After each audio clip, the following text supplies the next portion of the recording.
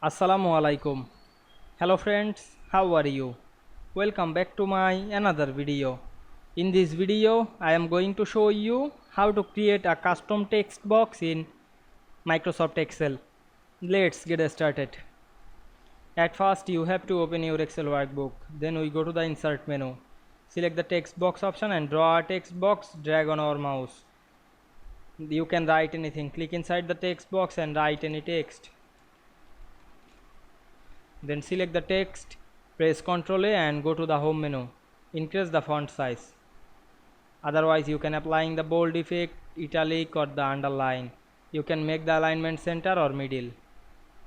Now I am select the text box and go to the shape format menu. You can add the shape fill color, otherwise the outline color.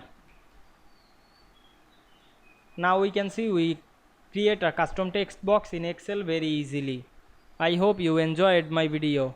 Please like, comment, share and subscribe my channel. Thanks for watching.